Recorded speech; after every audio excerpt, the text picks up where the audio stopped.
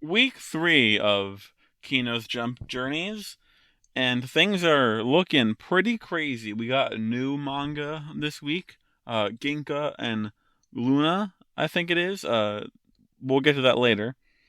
But let's start from the top with Tokyo Demon Bride Story in last place, of course, at a lower 5 out of 10. A very generic setup. Still really nothing unique about these characters. Nothing but tropes of the genre. I know the series will never be anything, so I'm not gonna hold out hope for it being good whatsoever. I imagine it's just gonna keep on being tropey, boring, cute stuff, and I'm just gonna have to grin and bear it. I'm gonna be reading it anyway because I read everything, but that does not mean I have to like it. Next up, we have Roboco, also at a lower 5 out of 10. Boring stuff, just about how everyone loves Bondo so much, which isn't really fun or cute, just kind of annoying, really. I don't stretch it out for too long because all I have to say is that I less than enjoyed it. Following that, we have Elusive Samurai at a flat 5 out of 10. It is insane how Elusive Samurai bounces from being peak to being trash so constantly and consistently. I could recap this chapter, but all it boils down to is that stuff happened and they're continuing the assault. The enemy seems strong and they talk about honor and whatnot, whatever. Too much text for me to care about, to be honest. So let's move on from there to Witch Watch at an upper 5 out of 10. It's a really simple gag chapter about denim for, I think, the third time now, possibly fourth. Which, whatever. I kind of find them cute in a way because it's nice to see Moy being all happy and excited about simple stuff that no one cares about. Especially since I'm the kind of person who tends to enjoy simple things that no one else seems to enjoy, so I can empathize. But, whatever. It's been a long time since I've really cared about Witch Watch and its characters.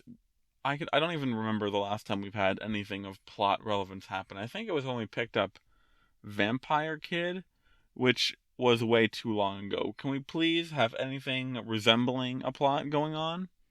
Yeah, I don't know. It's kind of boring. Okay, so next up we have Yozakura family. A pretty simple chapter. We learn more about Kenga's past with his dominatrix master, who is pretty cool. No real progression here, but it's always nice to learn more about the main cast, no matter how inconsequential. We do see that Dad is sending more Sakura minions with their little neck thingies, and that could be something to worry about in the future. That could be building up to something. I don't know. We are back in the stretch of one-off gag, fun, slice of life chapters, which is fine, even though I don't tend to like them that much. Usually, it's the kind of thing where I'm just sort of waiting for the series to get back to the story because the story is really good. But for what it is, these chapters are fine and enjoyable enough as they are. So let's talk about Black Clover at an upper 7 out of 10. A pretty neat chapter, I think. The Black Bulls have decided to not believe Asta is dead and to look for him, which is, a very common trope, but I suppose it's a trope for a reason because even if it's kind of lazy and generic, it's still cute and at least a little heartwarming. Meanwhile, in Japan, we find Asta, who is waking up in some mansion type dealie. There, he meets the shogun of the place, a guy who knows Yami, or at least knew Yami, and seems to have some sort of power to see into other places. I don't know exactly how that works, but I imagine it's really just there to allow him to know the whole situation and everything that's going on. But it does make him seem a little bit like a stalker. No big deal, though. The basic is Asta is gonna have some training going on, so we're gonna get to see him go through yet another shonen training arc, which I'm sure will take place over only a few days, and in which time, I'm sure, he'll increase his strength exponentially because, That's kind of how this stuff goes. Asta never spends more than a few days training, because why would he?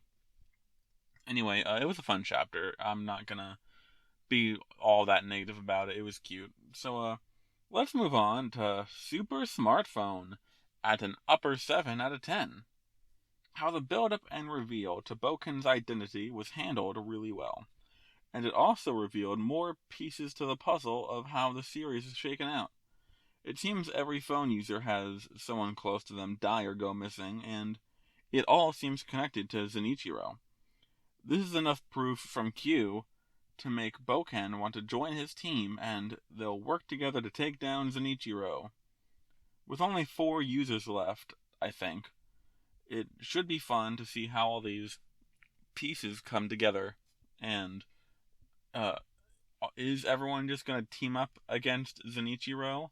Or are these 3 people gonna go up against Zenichiro and his minions? Because he already has 1 phone user on his side, and I'm sure he either has more or will have more. I don't know. It really could go anywhere, so let's wait around and find out and see what happens. So next up, we have Blue Box at a lower 8 out of 10. A very cute chapter showing this new girl who became the manager, only to meet a boy who isn't even on the team or at the school. Also, that boy happens to be Taiki's shonen rival, which is great. But she's here mainly as a plot device to get in Taiki's personal space and make him flustered, and it's cool, it's fun. Really, the purpose is for Chinatsu's sake, because by her seeing this girl be all around Taiki, even though she knows Taiki's not doing anything wrong, it kind of makes Taiki have to, or Chinatsu, I mean, have to examine her feelings more and really accept the fact that her feelings are growing, because she wouldn't feel annoyed if she didn't care, you know? It was a really simple chapter, like a lot of the chapters this week, a very cute chapter. It set out to do a simple thing, and it did it, and it was fun. Just like Blue Box always is. So let's leave that behind for now, and move on to Mashle at an 8 out of 10. As it turns out, Dot may have had a point about being the main character like he's always claiming, because he literally has the power to become stronger the more emotional he is, which is an extremely shonen trope, which, I don't know, I think that's funny. Pudding Man tries to fight back, but up against the power of a shonen protagonist, he has nothing. We also see, some cute flashbacks with him and how much he cares about Pudding. He does that Piccolo, Civ, and Gohan scene. All very funny stuff, befitting of a comedy manga, I suppose. It's really cool. But besides that, there's really not much more to it. Dot is now pretty much a powerhouse who, I guess, is one of the most strong characters in the main cast now, for reasons, and that's cool. So they won their battle, so I imagine next week we're going to move on to a different set of characters in their battles. We're going to slowly be taking down these guys one by one. Very cool stuff. Yeah. Following that, we have One Piece at an 8 out of 10. This chapter brings us many huge revelations, the biggest of which being the unveiling of the new pacifistas called the Seraphim, which, in hindsight, I feel like should have been more obvious, but either way, the implications are very heavy. How far can this technology go, and will this encourage the world government to really go on the offensive? I don't know. They seem to be very powerful, even giving Blackbeard an issue. Is there one for every former warlord? I'd say possibly. Although, which warlords? Are we talking like all of them? Because Blackbeard was a warlord. Trafalgar D. Law was a warlord. Is he gonna have a Seraphim? I don't know. It seems like the Seraphim were all children, which leads me to believe that the world government has had these guys on the back burner for a while now, and they're probably like actual living people who have just been like incubating or growing up. So I think they're actual fucking children. The implications of which could be crazy. Not to mention, just saying, the world government did have Kaido in their possession for quite a long time. So it's very possible that we could have a Kaido Seraphim running around. But that would be all other levels of insane. So let's hope for our part that that does not end up happening. Anyway, we learn while on Boa Hancock's island, Blackbeard showed up and tried to confront her, which was a whole thing. And it ends up with Kobe being kidnapped, which is not good. We like Kobe, and I don't know. That's not good. So what could come of this? I don't know. I'm thinking possibly a Garp rescue mission, or maybe even like a whole ass war, because this is really like a declaration of war. Kidnapping one of the world government's marines, and also someone as high up as Kobe, because he's like a captain now. He's like, I don't know, a pretty important person. I'm sure they're wanting to get him back, Garp especially. So that could be really nice. We're having lots of puzzle pieces being set up, and I imagine when they all come together, it's going to be really fucking cool. And that's really all I have to say about One Piece this week. I'm not going to claim to be the kind of person that knows the most about One Piece. I really just read casually, so I'm certain that every once in a while, or even often, I'll say something that has no relevance, because it's just stupid and I am just remembering stuff wrong. Who knows? It's possible. But whatever. Up next, we have High School Family at an 8 out of 10. I don't know how many times I have to tell you people, but this series is so good. This week, Kotaro and Haruka are campaigning, both doing the best they can to get the student body on their side. And of course, nonsense ensues. It's really cool how this also seems to be played fairly seriously, especially with Kotaro taking this very seriously and being so driven to win. We even see their parents together discussing how to vote, as they love their kids equally and want to support them both. It really feels like they're actually conflicted, and it's an actual plot point, and it's really nice. We also see Gomez seem like he's driven to join the campaign, but I don't think there's gonna have anything come from that, because that'd be too much. And also, if actually on the other hand, I know I want Kotaro to win, but if Gomez became student body president, that would be something else. Anyway, next week it looks like we're gonna have a debate between the two of them, which of course Haruka will probably have more objective arguments in her favor, though I expect Kotaro to give a passionate speech to win him some points there. I know this is a gag series, but I really do hope that this contest is played fairly straight, with gags thrown in for good measure. Crazy that I'm more invested in a gag series than most of the current lineup, but that's what happens when you're dealing with a genius. Speaking of genius, we have Sakamoto Days at an upper 8 out of 10 up next. Now, Sakamoto Days really knows how to just constantly kill it. This week, we are mostly fighting with that old lady teacher, who seems impossible to defeat. Shin has that cool glove adapted to him, so it gives him way more power. Seeing as how he will use it, it'll be really cool to see how it pairs up with his power. And I know I just stuttered lots of words that really ended up not sounding like anything, but I'm bad at talking, and I just think that Shin is really cool. So it'll be great. We also seem to think Akira is moving up in importance. I know she was like a character in the last arc, but is she going to be a main character now? It really seems like they're using her for that purpose, although she might just be a main character for this arc specifically. Who knows? She has that cool power where she can visualize the path to beat someone, and it's really cool when we see that she tries to do that on the teacher, and it's nothing but a chasm, like an abyss. It's very cool. And then we also see Shin leap over that chasm as if to say that he is just, overcoming the impossible. And he seems to have the strategy where he's going to look into the future to see what Akira is going to do, because she can, see the path, and then he's just going to do it before the teacher can react to that plan and stop it. which is really cool.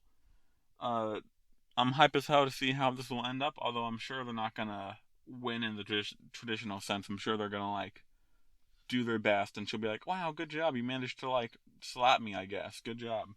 I don't know. Jujutsu Kaisen at an upper 8 out of 10. This chapter we follow up on Maki coming out of a simple sumo domain, which does in fact slow time down, so very little time passed outside. Now, with her newly awakened power and freed mindset, she's beating the fuck out of Naoya, along with support from Swordman and Sumo Guy. Naoya doesn't know what the fuck is going on, but he does not like it. He gets pushed enough to where he ends up trying to open up a domain, which should be cool, though I can't imagine what it would be. That's kind of where the chapter ends, but it's definitely going to be hype. Well, it might not be hype. It could be a fake out where he's going to do it and they're still going to beat him immediately anyway. Yeah, I'm sure Maki will still win and finally kill that loser and really live up to the power of Toji, which Maki is really starting to remind Naoya of. So get ready for that. It looks like we have another, like, extreme badass on our hands, because if she is at the level of Toji, or at least starting to get to the level of Toji, that also means that she's getting to the level of Gojo, because Toji was throwing hands with Gojo, so this is actually fucking ridiculous if you think about it for long enough. And let's move on from that to talk about Ginka and Glüna, or Glüna. This chapter, it says that the G is silent, but I don't know why the G is there. So I'm gonna say Ginka and Glüna, even though Ginka and Glüna feels like it would sound better, but whatever. A very strong start for a series. The art style is very pretty and expressive, and the world seems mysterious and magical. Our main characters seems to have a nice dynamic so far, and the plot going forward seems very free, so almost anything can happen. The structure kind of reminds me of how One Piece started, actually, with our character at a young age suddenly, acquiring a power, and then we get a time skip to them starting off on a grand adventure with no clear end goal besides for Luffy becoming Pirate King and for Luna helping Ginka find his body. So it's very cool. I feel like we haven't seen a series that has that kind of setup, and that's upsetting because I love me a good adventure series, and this seems like it has the perfect adventure for it. But of course, what it's going to come down to is how good the world building is, because that's kind of what this kind of series depends upon. So I'm very excited to see how this shapes up in the future. Moving on from that, we have PPPPPP at an upper 8 out of 10. What's amazing about this chapter is how it actually really does manage to make you feel the weight of Sora-Chika's performance. Whereas other chapters, I feel, doesn't always convey the performance that clearly, I don't even need to hear this one to know how heavy and powerful it is. We spend a lot of time seeing Lucky's reaction to it, and it seems to really hit him hard. A large, cloudy figure appears before him in an empty void, and it's really cool looking. We learn that Sora-Chika's performance makes one see what they believe in most. So does Lucky believe in himself the most? Because that giant figure looks an awful lot like Lucky, unless I'm just stupid, or it could be someone else, I don't know. Point being is, I feel like this performance is definitely going to change the direction for Lucky's character, or at the very least it'll give him a lot to think about. This performance definitely has the aura of being almost life-changing. So it'll be really cool to see how that's played out. And next week should be quite revelatory, I feel. Following that, we have Akane Banashi at an upper 8 out of 10. We have a lot of those this week, you'll find out. What better to cleanse my palate of everything else? You know what? When I wrote that, I had read this in a different order, and I reordered it, and I kind of wrote these notes down. So this doesn't make any sense, so just ignore that palate cleansing. That was in the context of having read, I believe, Tokyo Demon Bride story before this one. So I'm telling you to ignore it, but also I'm drawing more attention to it, and that doesn't really make any sense. But point being is we're talking about Akane Banashi, and it's always amazing. This week we spend most of our time celebrating Akane's win with a fun party with Shigemu's students and Akane's teacher. Her classroom teacher type deal, which is really fun. Akane still seems shaken up after her talk with Isho, and after they have a fun party and they dance and drink and whatnot, uh, Shigema shows up, and after everyone else has already left, he seems to pull Akane to the side, and they're gonna have a little chat about what she talked about with Isho. And that's gonna be really cool. It seems like they're gonna talk about her father's Rakugo and her Rakugo, and it's gonna be really cool. Everything in this chapter works really well, from the art with fun expressions to the heart. And don't think I didn't catch that color page was a Breakfast Club reference. I watch movies. So, anyways, let's talk about one of my newest favorites with Alien Seria, an upper 8 out of 10. This series is on a streak of nothing but killer chapters. In this chapter, we see the aftermath of the fire, and yeah, they did all end up dying. We even see Akina's corpse, which is more brutal than I was expecting. Tatsumi is not handling the situation too well. The entire vibe of this chapter is crazy. After murdering Akina and her alien friends, this guy is just on the phone, making plans to go drinking, while our guys are still there in the room. A small skirmish breaks out, but nothing really comes of it. This guy then goes on about why Division 5 sucks, because they worry so much about protocol and the rules, while he and his little fun alien racist killing group can just do whatever the fuck they want without worrying about the consequences. They just kind of, they move with passion, which is not good, I mean, not only because they're racist, but also because... No, mostly because they're racist. That's kind of the main thing.